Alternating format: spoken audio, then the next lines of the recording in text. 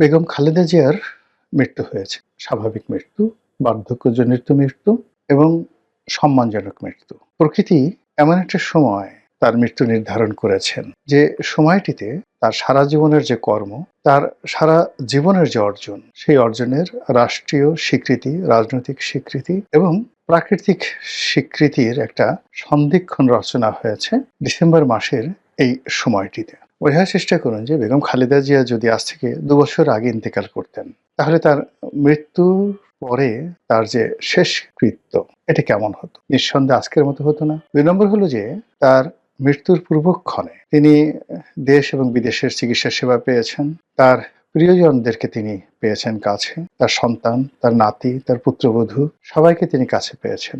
এক অনন্য জীবনের পরিসমাপ্তি। তৃতীয়ত এটা বর্ষাকালে হতে পারে। কিন্তু বর্ষাকালে না হয়ে এমন একটা সময় হয়েছে যে সময়টিতে দেখা গেল যে মানুষের শোক প্রকাশ, মানুষের আবেগ প্রকাশ, জানাজাতে অংশগ্রহণ করা থেকে শুরু করে সবকিছুই প্রকৃতি অবারিত করে দিয়েছে।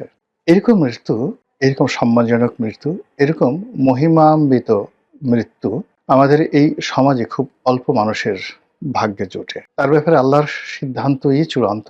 আল্লাহই ভালো জানেন।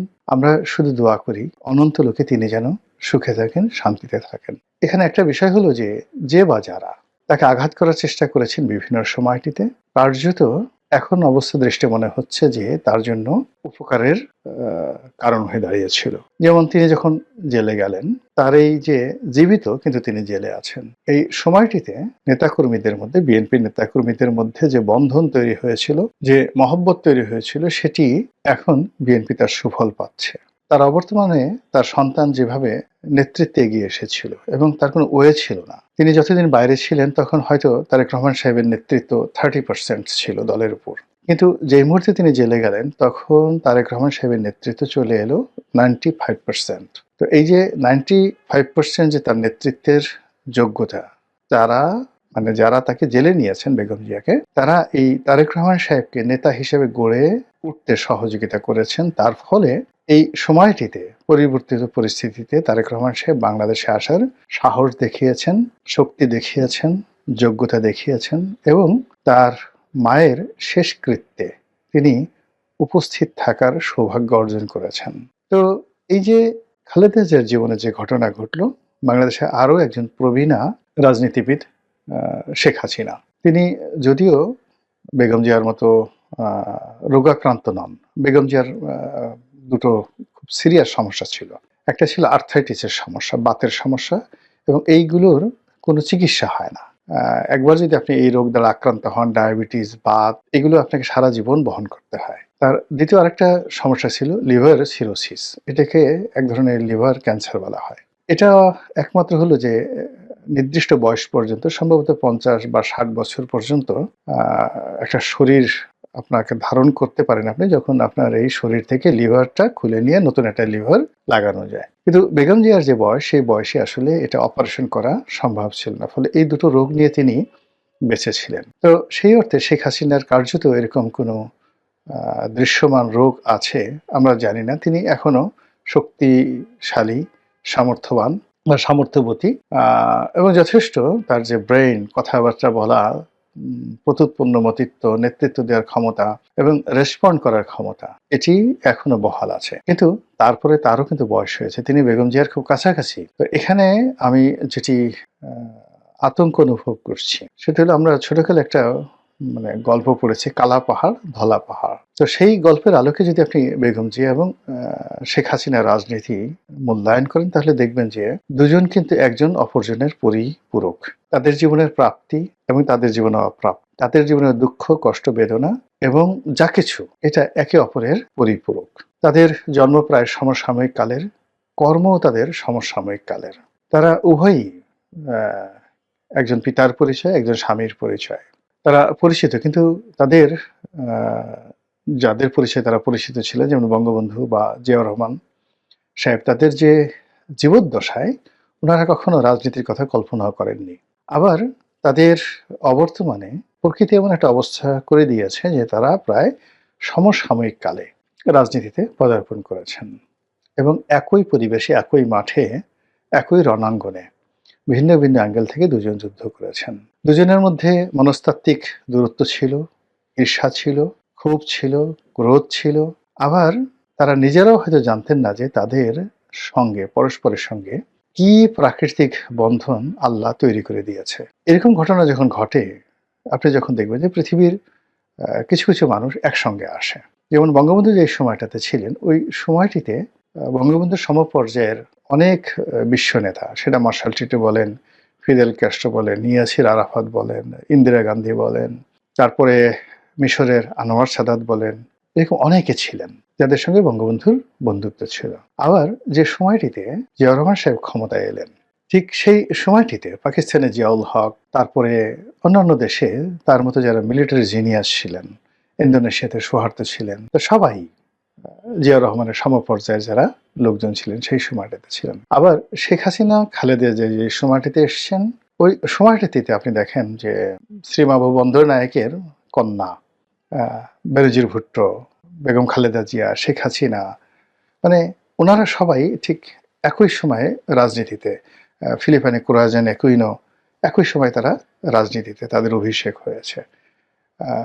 ব্রিটেনেও মানে অনেক যারা মহিলা নেতৃত্ব হয়েছে, জার্মানিতে মহিলা নেতৃত্ব, এই সবাই সমসাময়িক কালের।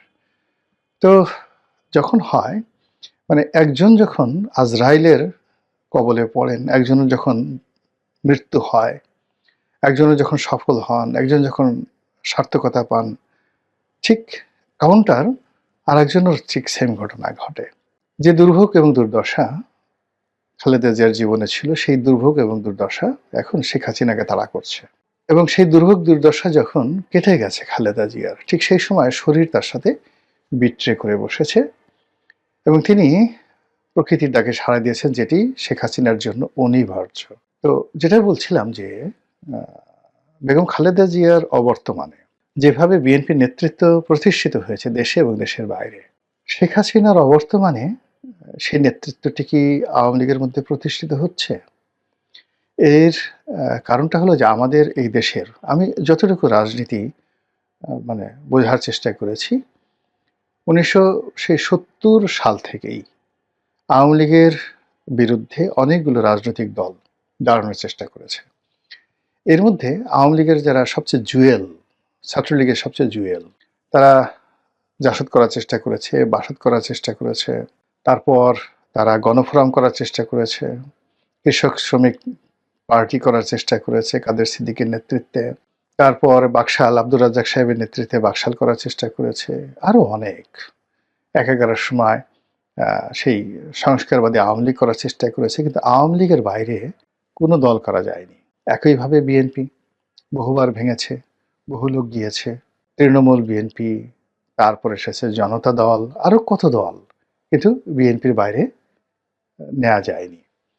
জিয়া পরিবারের বাইরে, শেখ পরিবারের বাইরে রাজনীতি নেওয়ার বহু চেষ্টা হয়েছে, এখনো হচ্ছে, কিন্তু কোনো অবস্থাতেই হালে পানি পাচ্ছে না।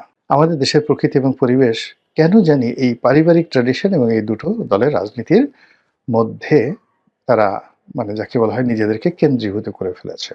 তো সেই অর্থে বিকল্প চেষ্টা করা যেতে পারে। আপনি ধরুন এই যে গত 17 মাস ধরে বা 16 মাস ধরে জুলাই আগস্ট বিপ্লবের পর ডক্টর মোহাম্মদ ইউনূস কি না করেছেন, জামাত কি না করেছে এই সময়টিতে সকল ইসলামিক দলগুলোকে একত্র করার জন্য, কিন্তু তারা তো পারেনি।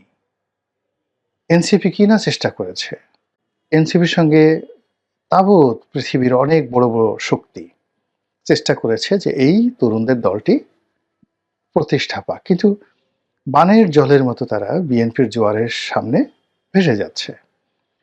এই যে একটা অবস্থা, সেই অবস্থার প্রেক্ষিতে বিকল্প নেতৃত্ব তৈরি করার চেষ্টা হবে, আগামীতে হবে, এখনো হচ্ছে, এবং এটা ভালো। কিন্তু তার সঙ্গে সঙ্গে যেটা আমাদের আছে, বিএনপি আছে, আওয়ামী লীগ আছে, এই দলগুলোর মধ্যে যদি ভালো নেতৃত্ব তৈরি হয়, যেহেতু এর বাইরে আমরা জনগণকে নিতে পারছি না, জনগণের মন মানসিকতাকে নিতে পারছি না, ফলে এই দলগুলোর মধ্যে যদি ভালো নেতৃত্ব তৈরি হয়, এজন্য যদি আমরা সাহায্য করি, সহযোগিতা করি, বুদ্ধি দেই, পরামর্শ দেই, উৎসাহ দেই, তাহলে হয়তো দেশের জন্য তুলনামূলক ভালো হবে